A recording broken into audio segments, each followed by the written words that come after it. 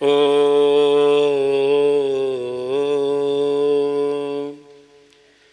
वेदपुरुषाय नमः।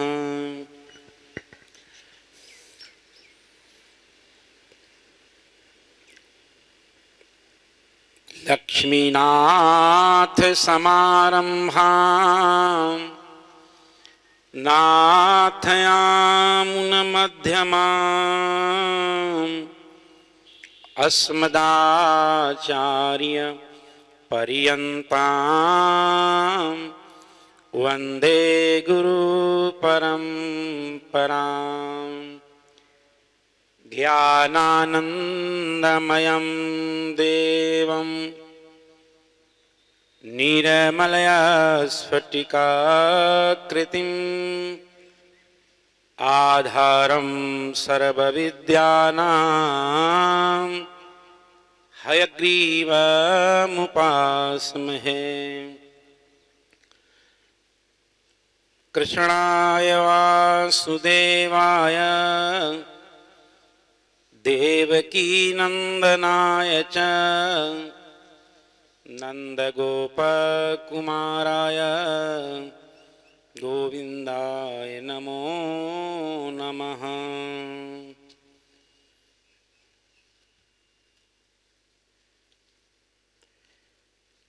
श्री कृष्ण गोविंद हरे मुरारे, हे नाथ नारायण वासुदेव।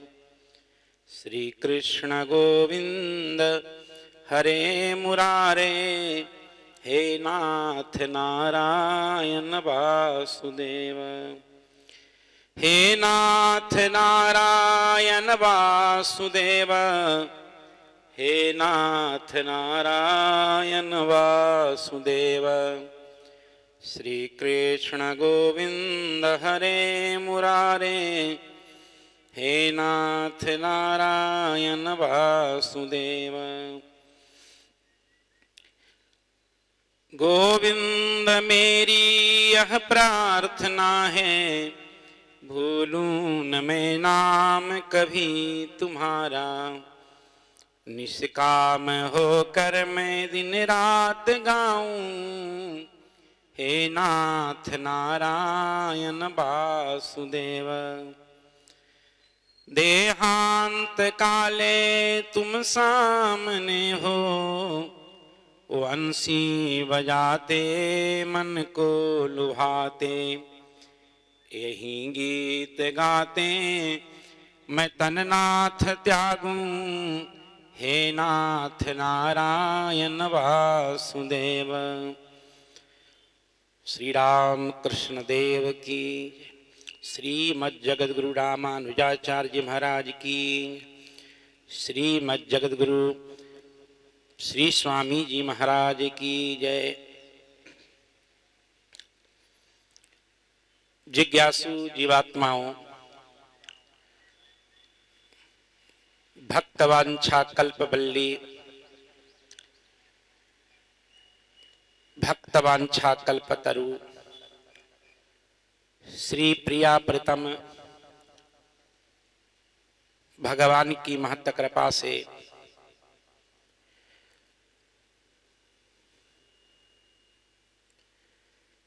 आज के इस पावन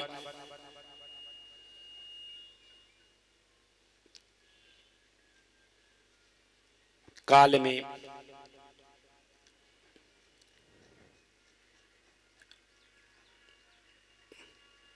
दर्शन शास्त्र पर चर्चा की जाएगी।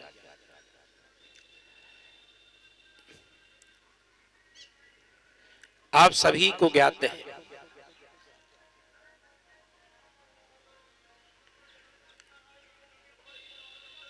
दृश्यते अनेन इति दर्शन। दर्शन शब्द की यह व्युत्पत्ति है। इस दर्शन शास्त्र को दो भागों में विभक्त किया गया है। आस्तिक दर्शन एवं नास्तिक दर्शन। आस्तिक की परिभाषा से आप लोग अवगत हैं। भगवान मनु कहते हैं नास्तिको वेद निंदक है। जिसकी निष्ठा वेद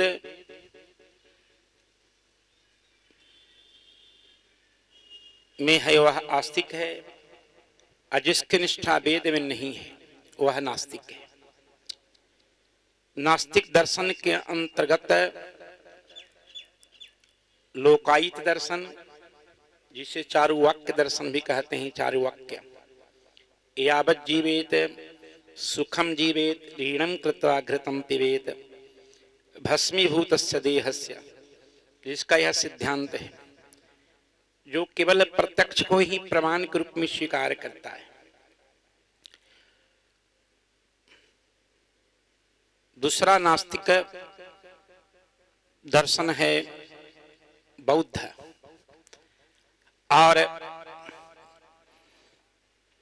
तीसरा नास्तिक दर्शन का नाम है जैन।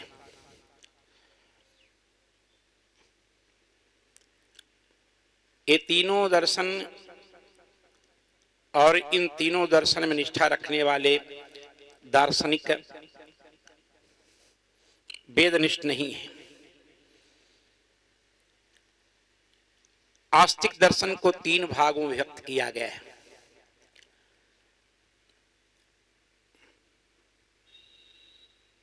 स्थूल, सूक्ष्म और अति सूक्ष्म। स्थूल दर्शन के अंतर्गत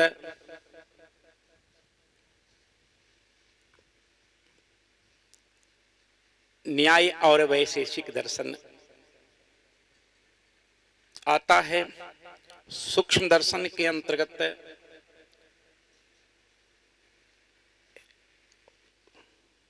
सांख्य और योग दर्शन का नाम संकीर्तन किया गया है। अति सूक्ष्म दर्शन के अंतर्गत पूर्व मीमांसा और उत्तर मीमांसा।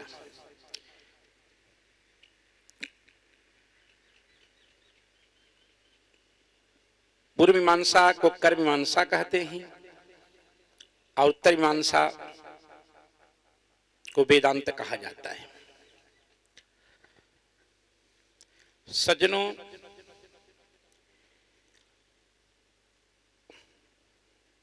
सूक्ष्म दर्शन के अंतर्गत जो सांख्य दर्शन है, इस दर्शन के आचार्य कपिल हैं। इस दर्शन के भी दो भाग हैं, आस्तिक सांख्य और नास्तिक सांख्य। कपिल नामक असुर के द्वारा जिस सांख्य दर्शन की रचना की गई, जो सांख्य दर्शन ईश्वर को जगत का कारण नहीं मानता, प्रकृति को जगत का कारण मानता है, जिसका कथन है कि मूल प्रकृति की विकृति ही यह जगत है, वह निरेश्वर दर्शन है, नास्तिक दर्शन है। और जो जगत कारण जगदीश्वर भगवान कपिल के द्वारा प्रणीत है, उपदिष्ट है, उस दर्शन का नाम है आस्तिक सांख्य दर्शन। इसी प्रकार योग दर्शन के आचार्य ही भगवान कपिल हैं। आप कहेंगे पतंजलि, तो पतंजलि इस दर्शन के प्रवर्तक हैं। योग दर्शन के प्रवर्तक भगवान कपिल हैं। और आपने श्रीमद्भागवत स्कंध 3 कपिल गीता में माता देवहूति को माध्यम बनाकर योगस्य लक्षणम बक्षे, इस मंत्र से योग दर्शन का उपदेश प्रारंभ किया है।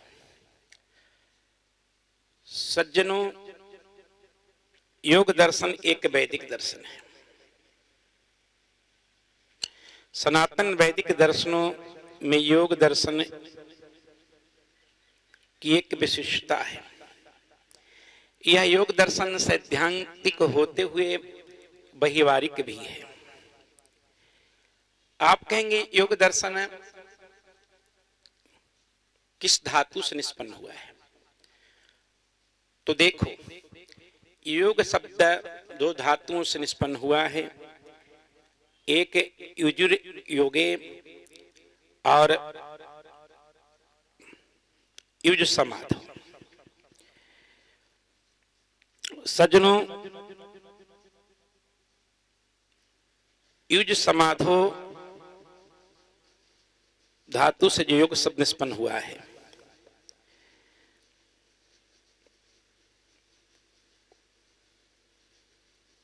उस योग शब्द का व्युत्पत्ति लभ्य अर्थ है समाधि, क्योंकि यह धातु समाध्यर्थक है। और दूसरा जो युजिर योगे धातु से योग शब्द निष्पन्न हुआ है, उसका व्युत्पत्ति लभ अर्थ है संश्लेषण यानी मिलन। गीता में जिस योग शब्द का प्रयोग होता है वो युजुर योगे धातु से निष्पन्न हुआ है। आचार्य पतंजलि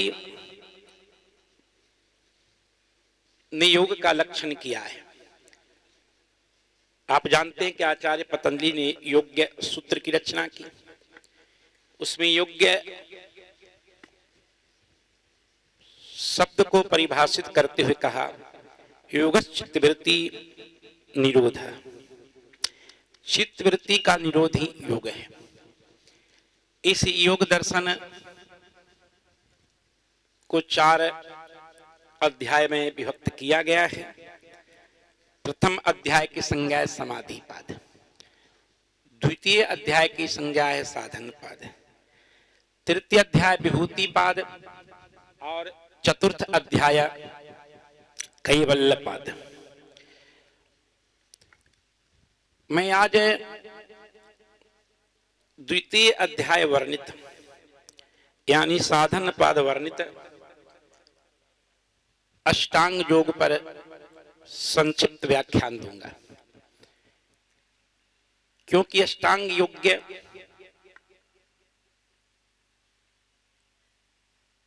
भक्ति प्राप्ति के मूल साधन है। जो भक्ति भगवत प्राप्ति के मुख्य उपाय है। तो अष्टांग योग के अंतर्गत यम, नियम, आसन, प्राणायाम, प्रत्याहार, धारणा, ध्यान और समाधि का नाम संकीर्तन किया गया है। गोविंद जय जय गोपाल जय जय राधा रमन हरि गोविंद जय। तो मैं निवेदन कर रहा था कि अष्टांग योग के अंतर्गत प्रथम यम का नाम संकीर्तन किया गया है। अहिंसा, सत्य, अस्तेय, ब्रह्मचर्य, परिग्रह, यमः, यह सूत्र है। अहिंसा, सत्य, अस्तेय, ब्रह्मचर्य और परिग्रह का नाम यम है। यम के बाद नियम। नियम के लिए भी एक सूत्र दिया है, शौच, संतोष, तप, स्वाध्याय, प्रणिधानानि नियमाः। इसका अर्थ है शौच नाम पवित्रता, संतोष, तप, स्वाध्याय और ईश्वर का ध्यान, ये नियम के अंतर्गत आते हैं। तदनंतर तृतीय स्थान है आसन का। आसन का तात्पर्य क्या है? स्थिर सुखमासन। ब्रह्मसूत्र में भी आसन पर कई सूत्र महर्षि बादरायण ने प्रस्तुत की है। आसीन संभवात, अचलत्वं चापेक्षत्वात् आदि। आसन का तात्पर्य क्या है? आसन की व्युत्पत्ति क्या है? आसन की व्युत्पत्ति है आस्यते, आस्यते वा अनेन इत्यासन, जिसके द्वारा स्थिरता और सुखपूर्वक बैठा जाए उसे आसन कहते हैं। अचलत्वं चापेक्षत्वात्, इस सूत्र का भी यही तात्पर्य है। सज्जनों, आसनों की संख्या मुख्य रूप से 84 प्रकार के बताए गए।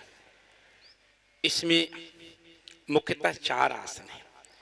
4 में सबसे प्रधान आसन है स्वस्ति आसन, जिसकी चर्चा गीता अध्याय 6 और श्रीमद्भागवत स्कंध 3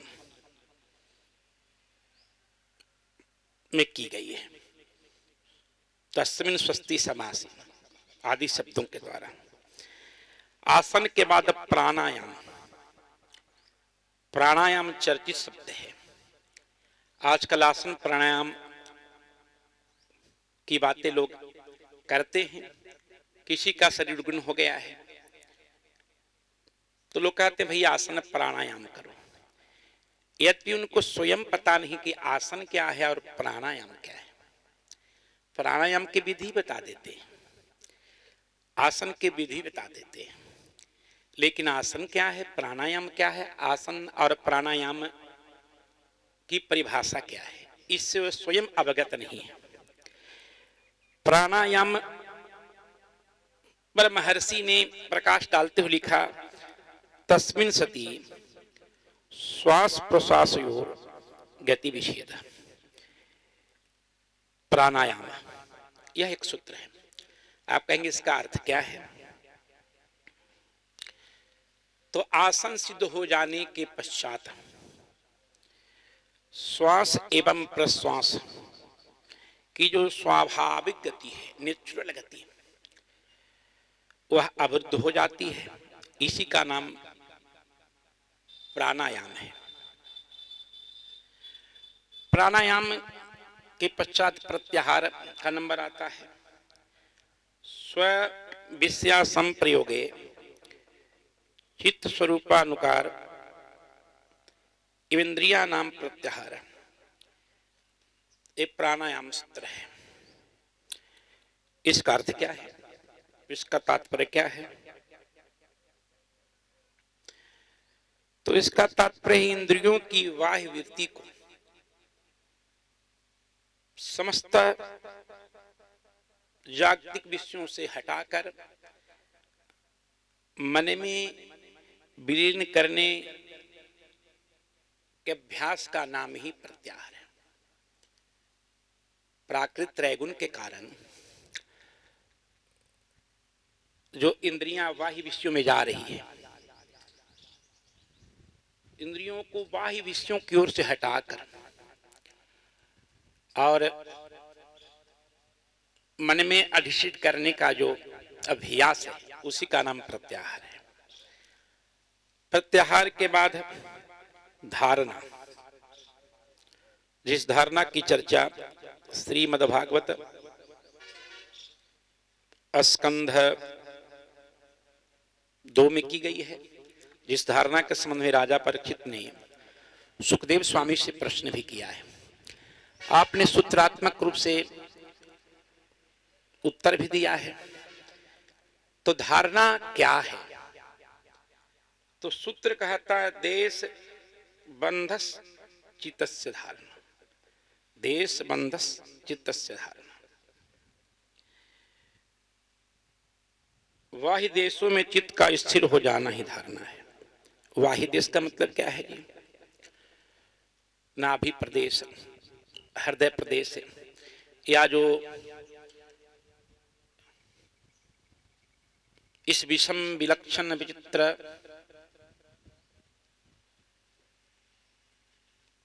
विश्व है, इस विश्व को विराट स्वरूप मानकर हृदय में धारण का नाम ही धारणा है। यम नियम आसन प्राणायाम प्रत्याहार धारणा, धारणा के बाद स्थान है ध्यान का। ध्यान का तात्पर्य क्या है? तत्र प्रत्येकतांता ध्यान, ध्येय वस्तु में चित्त का एकाग्र हो जाना ही ध्यान है। ध्याता, ध्यान और ध्येय, इन तीनों का त्रिपुटीकरण के विषय में आपने सुना होगा। और ध्यान के बाद समाधि का स्थान है।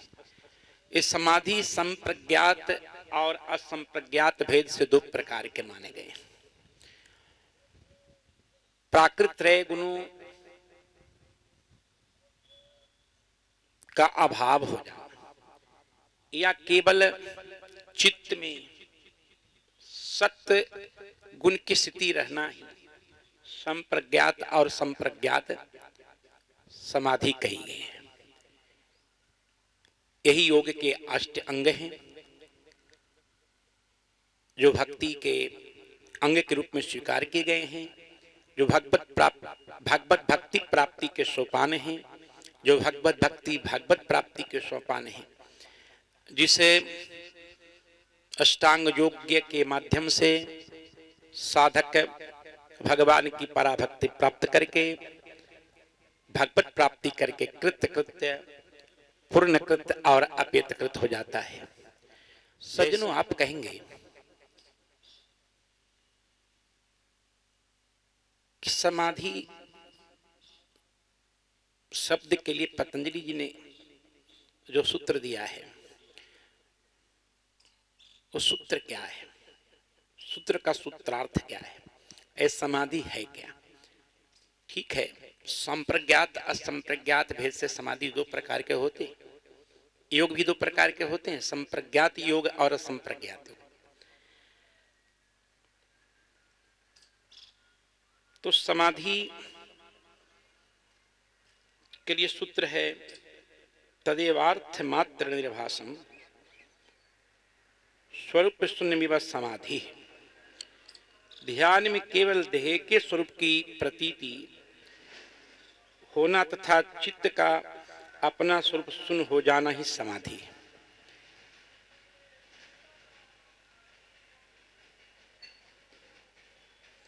राधे राधे।